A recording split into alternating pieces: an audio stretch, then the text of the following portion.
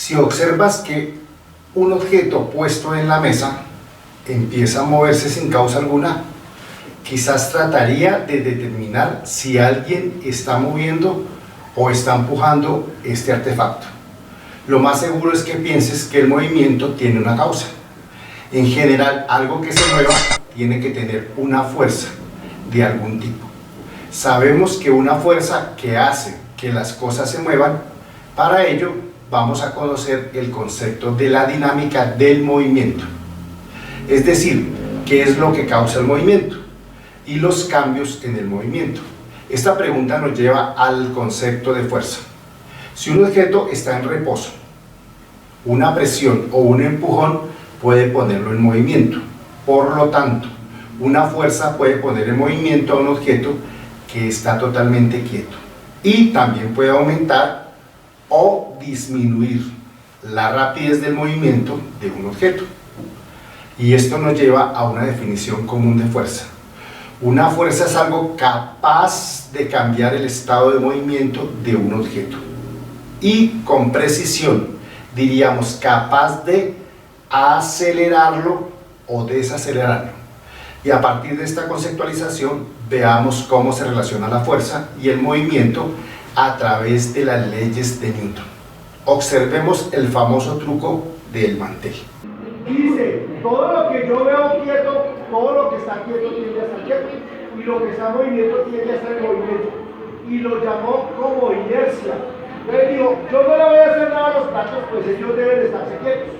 Así es. Entonces, digo, todo lo que está quieto tiene que estar quieto. Si yo lo puedo hacer, ustedes como tarea lo hacen en su casa. Profe, ¿qué le decimos a los papás con los platos?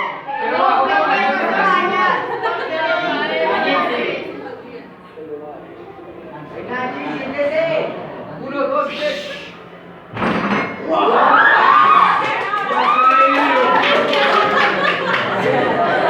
En palabras sencillas, las cosas tienden a seguir haciendo lo que estaban haciendo. Estos platos sobre la mesa se encuentran en reposo y tienden a permanecer en reposo.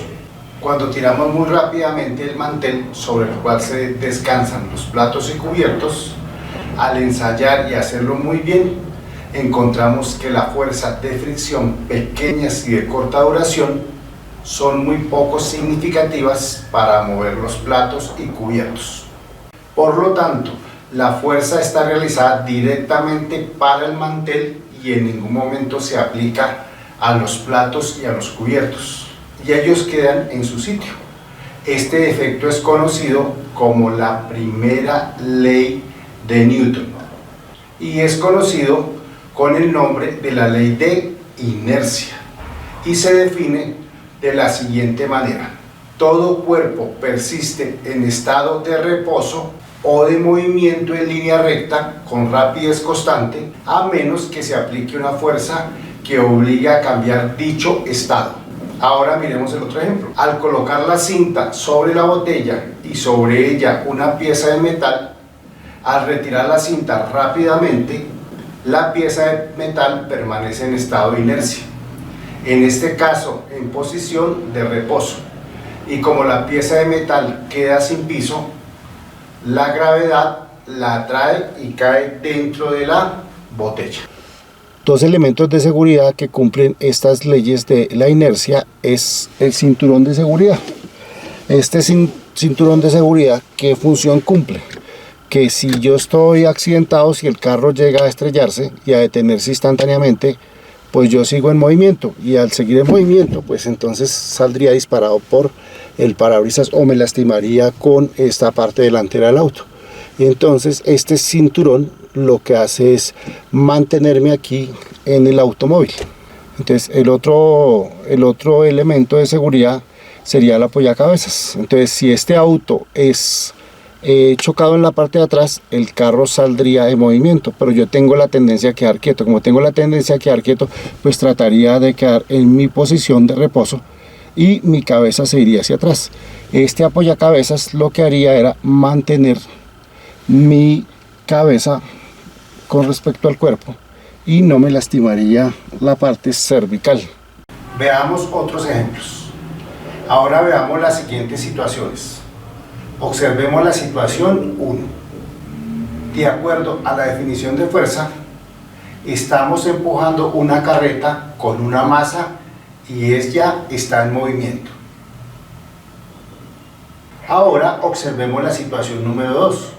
La fuerza se ha duplicado porque hay dos personas empujando la carreta. Ahora observemos la situación número 3. La masa se ha aumentado.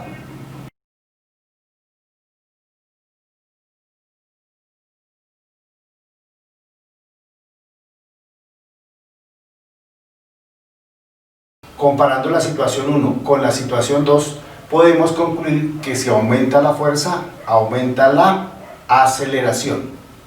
Por lo tanto, diremos que la fuerza es directamente proporcional a la aceleración.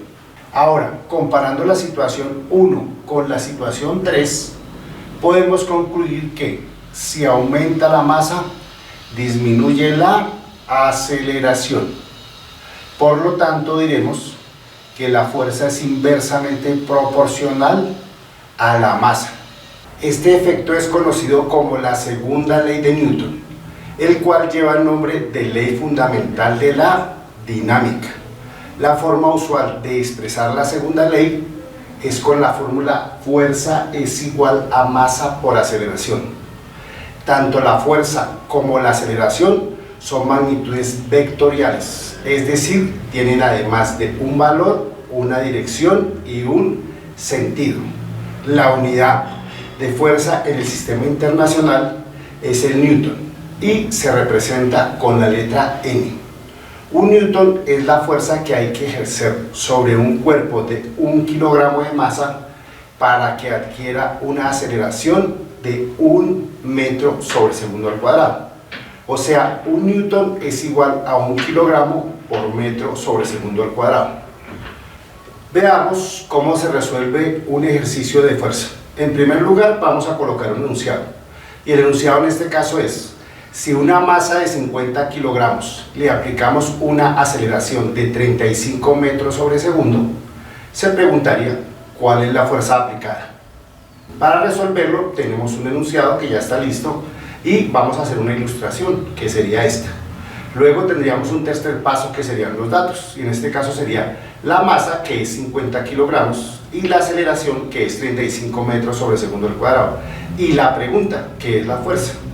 Un cuarto paso sería ¿cuál es la ecuación que me sirve? En este caso es igual a fuerza es igual a masa por aceleración. Un quinto paso sería reemplazar. En este caso entonces vamos a reemplazar la masa, que tiene un valor de 50 kilogramos, y la aceleración, que tiene un valor de 35 metros sobre segundo. Nos quedaría que 1750 kilogramos por metro sobre segundo al cuadrado, que eso es equivalente a 1750 newton. Una extensión de esta ley es la siguiente ejemplo. Usualmente cuando nos preguntan cuánto pesamos, damos una respuesta errónea, pues damos la respuesta pensando en el valor que nos muestra la balanza. Al subirme en la balanza, observo que mi masa es de 85 kilogramos. Esta es mi masa, que es lo mismo que decir la cantidad de materia. Pero en adelante la denominaremos la medida de la inercia. Pero esta masa está afectada por la fuerza de la gravedad que atrae a las personas y a los objetos hacia el centro de la Tierra y da origen a una fuerza que denominaremos peso. Y el peso es la masa afectada por la gravedad. Entonces, cuando me subo aquí a la balanza, me muestra una masa de 85 kilogramos, pero la gravedad ejerce una fuerza sobre mi masa. Como la gravedad tiene un valor de 9.8 metros sobre segundos, debe multiplicarse la masa por la gravedad y nos da el peso. En este caso, el peso mío es de 833 newton. ¿Sabes cuál es tu peso? ¿Te has preguntado alguna vez cómo hace para que los cohetes salgan volando hacia el espacio? Lo que ocurre es que los cohetes expulsan los gases hacia atrás a muy alta presión y el cohete se va hacia arriba, y a este efecto se conoce por el nombre de ley de acción y reacción, y se define de la siguiente manera. Si un cuerpo actúa sobre otro con una fuerza llamada acción, este reaccionará contra aquel con otra fuerza de igual valor, dirección, pero en sentido contrario, y eso se llama reacción. Y esto lo descubrió Newton cuando contemplaba las carretas. El caballo empuja el piso hacia atrás y el caballo con la carreta se va hacia adelante. Este es el principio del movimiento de todo vehículo. La rueda empuja el piso hacia atrás y el auto va para adelante. El avión expulsa el aire a alta presión hacia atrás y el avión se va para adelante. El remo va para atrás de la lancha y la lancha va para adelante. Señor Newton, ¿me puede contar cuál fue la pregunta que usted se realizó y cuál fue su respuesta? Mi pregunta es muy sencilla. ¿Por qué la manzana no cae de lado o hacia arriba? Pues a partir de esta pregunta me di cuenta que todos los objetos con masa en el universo se atraen unos a otros, con una fuerza directamente proporcional a su masa. El Sol atrae la Tierra y la Tierra atrae al Sol. Pero el Sol, por tener más masa, tiene más atracción. Igualmente, la Tierra atrae a la manzana y la manzana atrae a la Tierra. Y la generalicé por medio de la siguiente ecuación, donde G es constante gravitacional y R la distancia, y el cuadrado de R significa a más distancia menos fuerza y a menos distancia más fuerza. Y esta es conocida como la ley de atracción gravitacional.